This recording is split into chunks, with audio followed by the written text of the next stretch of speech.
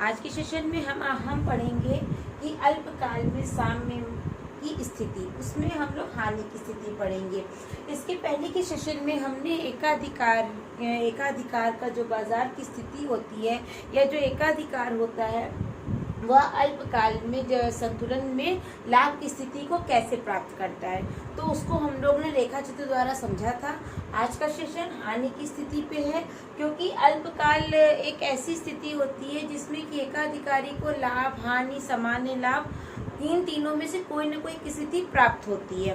तो जो हानि की स्थिति होती है वो एकाधिकार में बहुत ही विशेष स्थिति में ये हानि उसको होती है एकाधिकारी को, क्योंकि वो ज़्यादा से ज़्यादा क्या करता है कि अपनी कीमत को घटाता रहता है, जिससे कि मांग बढ़ती रहती है। लेकिन कभी मान लीजिए अगर मांग हमारी घट जाती है तो मांग के घटने से ही हमको हानि की स्थिति प्राप्त होती है, ठीक है। और जब हमारी मांग घटने लगती है तो जो एकाधिकारी होता है वो कीमत को कम करने लगता है, और धीरे धीरे कीमत कम होते होते वो एक ऐसी स्थिति में आ जाती है कि जो वस्तु की कीमत होती है वो लागत से भी कम हो जाती है। मतलब जितनी लागत लगाया गया होता है उससे भी कम कीमत में अगर वस्तु को बेचा जाएगा तो वह स्थिति हानि की स्थिति कहलाती है।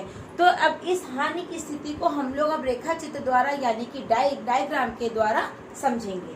देखिए डायग्राम बना रहे हैं OXY, ठीक है। ये अक्ष हमारा OX का है और ये अक्ष हमारा OY का है, ठीक है। OX अक्ष पे हमने वस्तु की मात्रा को दिखाया, यानी कि हम कितनी वस्तु का उत्पादन करेंगे, और OY अक्ष पे हमने कीमत को दर्शाया यानी कि प्राइस को, ठीक है।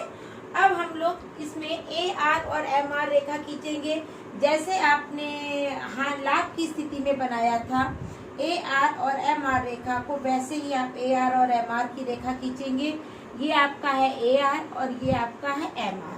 तो हमने इसीलिए एक AR की रेखा को देखिए एक स्ट्रेट लाइन में खींचा है और MR की रेखा को डैश डैश डॉट डॉट के रूप में खींचा, जिससे कि आप AR और MR का डिफरेंस समझ सकें, ठीक है। अब इसमें आप MC वक्र ले जाएंगे, यानी कि मार्जिनल कॉस्ट, सीमांत लागत। MC वक्र MR को जिस बिंदु पे काटता है वह बिंदु संतुलन बिंदु होता है, यानी कि E। ये देखिए E से नीचे हमने एक N बिंदु लिया, यानी कि E बिंदु पे जब हमारा संतुलन बिंदु निर्धारित हुआ तो उस बिंदु पे हमने ON मात्रा का उत्पादन किया, यानी कि ON वस्तु का उत्पादन किया।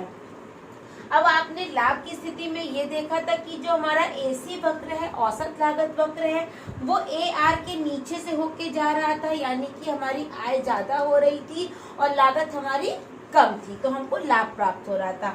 लेकिन हानि की स्थिति में क्या है कि हमारा जो AC वक्र है वो ऊपर से होके जाएगा। ये देखिए AC वक्र, ठीक है। तो यहाँ पे क्या है, हमारी जो लागत रेखा है वो देखिए नीचे है, यानी कि हमारी आय कम है और लागत ज्यादा है। अब जो हमारा ये E बिंदु है इसको आप यहाँ तक ले जाइए, AR रेखा तक।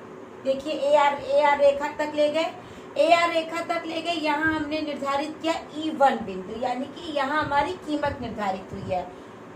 ये देखिए जो हमें E से ऊपर AR को हमने जो रेखा ले गए, वहाँ हमको जो बिंदु मिला E1 का बिंदु मिला, उस E बिंदु से हमने अपनी P1 कीमत को निर्धारित किया, यानी कि हमको कीमत P1 के बराबर कीमत मिल रही है।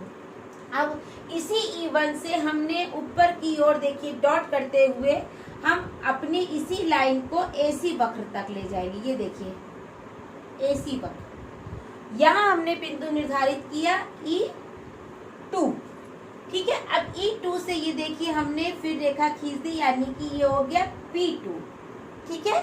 तो जो हमारा ये एरिया है, ये देखिए ये जो शेडिंग एरिया है, ये वाला, ये एरिया हमारा हो गया हानि, यानी कि लॉस,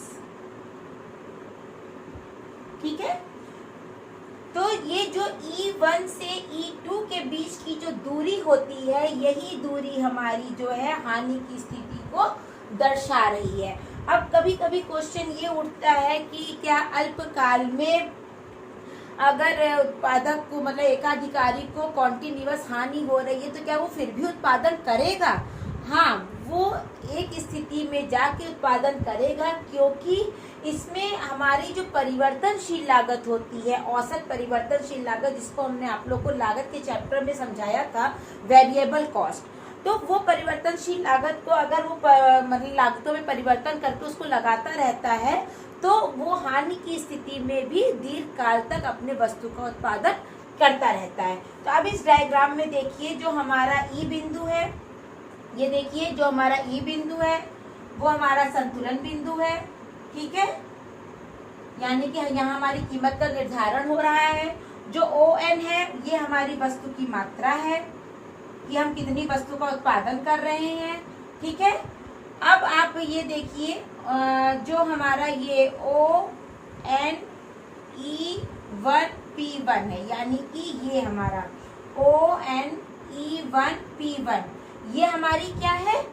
आय, ठीक है, क्या है? आय। और हमारा ये देखिए ONE2P2 ये हमारी क्या है? लागत, ठीक है। अब लागत और आय को हम लोग माइनस कर देंगे। लागत हमारी आय कितनी है? ONE1P1 माइनस लागत कितनी है? ONE2P2, ठीक है।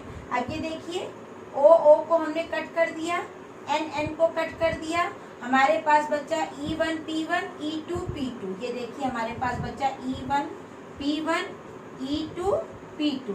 तो ये देखिए P1 PE1 E2P2, ये देखिए यही आपको यहाँ पे प्राप्त हो रहा है, यही आपको यहाँ प्राप्त हो रहा है। तो ये हमारी जो स्थिति हो गई, ये हमारी स्थिति कहलाई है हानि की स्थिति, ठीक है। तो इसमें देखिए जो रेखा चित्र हमने स्पष्टीकरण दिया है, संतुलन बिंदु हमारा वहाँ पे जहाँ पे MCMR को जिस बिंदु पे काटती है संतुलन बिंदु हो गया, उसी बिंदु से हमने ON मात्रा का उत्पादन किया।